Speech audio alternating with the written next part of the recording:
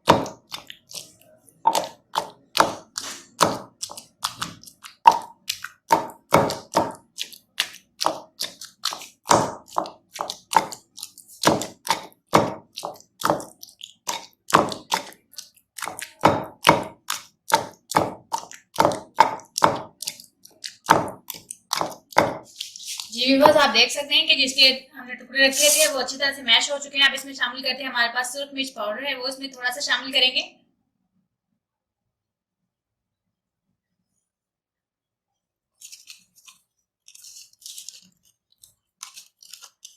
और इसमें हस्बे ज़रूरत नमक शामिल करेंगे।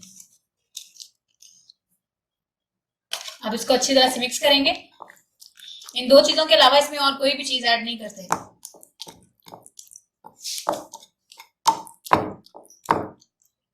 जी व्यूअर्स, हमारी फुट की चटनी बिल्कुल तैयार है। अब इसको हम एक बर्तन में निकाल लेंगे।